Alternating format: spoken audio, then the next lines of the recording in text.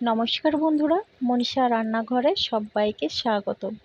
আজকে আবারও নিয়ে চলে এলাম একটা রেসিপি, যেটা কিন্তু সবার খুব প্রিয় আর সবাই এটা খেতে খুবই ভালোবাসে। আর এটা কিন্তু খুব সহজেই বানানো যায়, যেটা বাড়িতে থাকা উপকরণ দিয়ে। বাজার থেকে কেনার আলাদা কিছু দরকার নেই।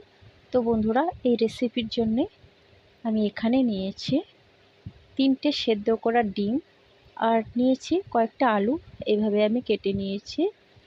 আর নিয়েছি এখানে 2টো টমেটো, আর টমেটো আমি গ্রেট করে নিয়েছি গ্রেট করে রাখা রসুন, আদা, আর এখানে নিয়েছি 4টে কাঁচা লঙ্কা আর পেঁয়াজ কুচি।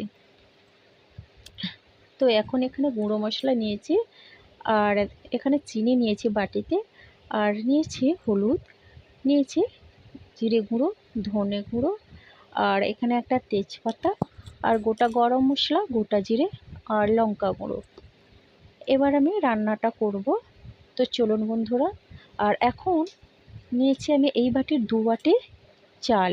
বাড়িতে থাকা ভাতের চাল দিয়ে আমি এই রেসিপিটা বানাচ্ছি, আর আপনারা চাইলে বাসমতি চাল নিতে পারেন। এই বাটির 2 বাটি আমি চাল নিয়ে ভালো করে ধুয়ে রেখে দিলাম কিছুক্ষণের জন্যে। তো বন্ধুরা, এখন আমি রান্নাটা করে নিচ্ছি। গ্যাসে কড়াই বসিয়ে দিয়েছি আর তেল দিয়ে দিয়েছি। তেলটা অবশ্যই সাদা তেল, আর তেলটা গরম হলে আমি ডিমগুলোকে ভেজে নিচ্ছি। এখানে আমি 3টে ডিম দিয়েছি, আর আমার ঘরে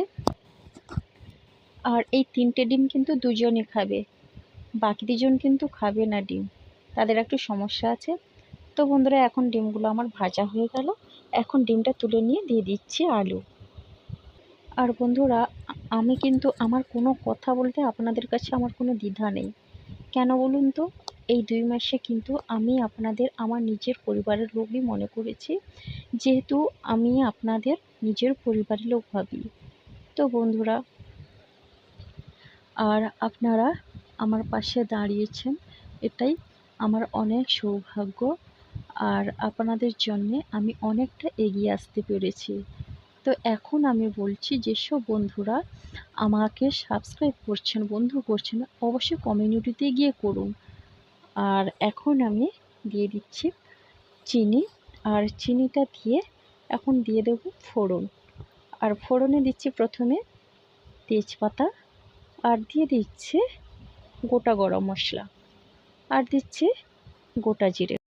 তো বন্ধুরা, জানেন তো, ছেলে বিরিয়ানি খেতে চেয়েছিল, আর বিরিয়ানি আনতে যাওয়ার মতো বাজারে কেউ নেই, আর আমার কাছে কোনো মাংসও নেই আমি বিরিয়ানি বানাবো। তার জন্য বাড়িতে থাকা উপকরণ ডিম, চাল দিয়ে আমি ডিমের পোলাও বানিয়ে দিচ্ছি।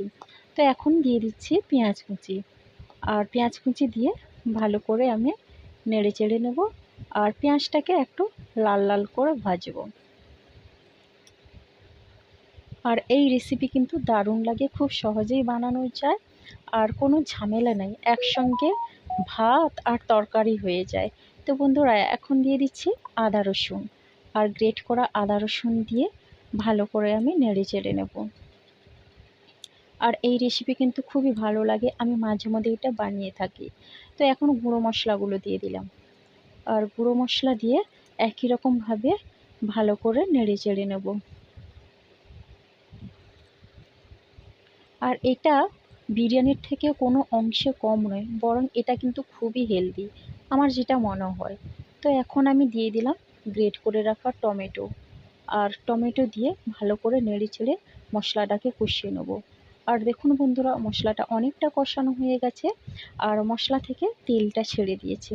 আর এখন আমি ভেজে রাখা আলু আর ডিম দিয়ে দিচ্ছি, আর আলু ডিম দিয়ে ভালো করে আমি কষিয়ে নেব।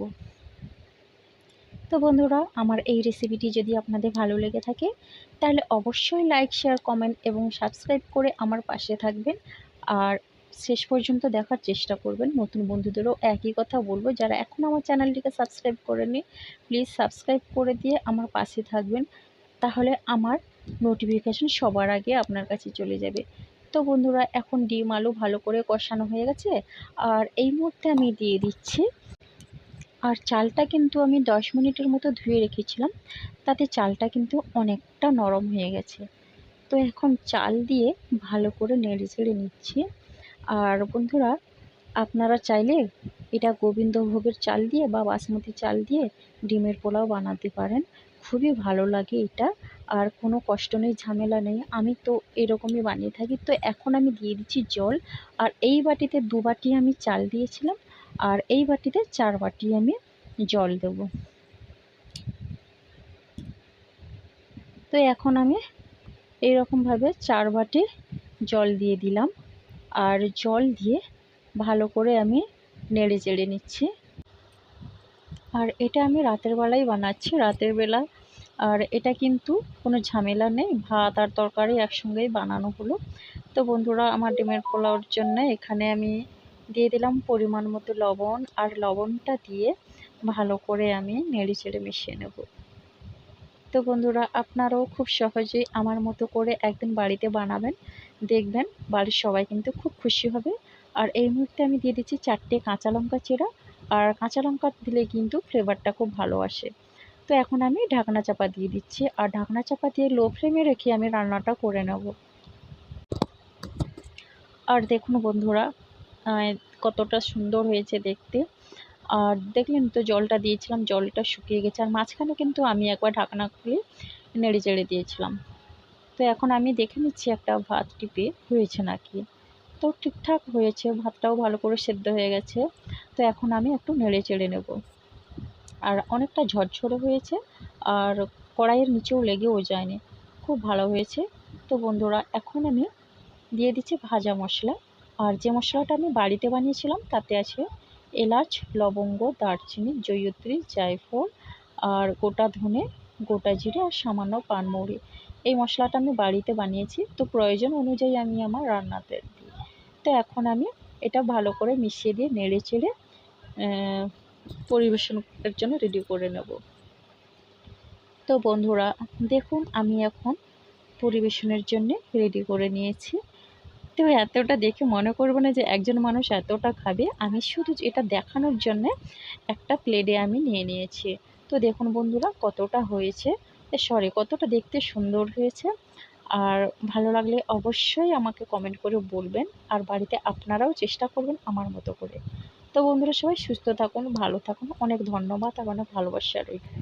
আর আপনারা যারা আমার পরিবারে আসতে চান, অবশ্যই আপনারা আমার কমিউনিটিতে গিয়ে একটা কমেন্ট করবেন।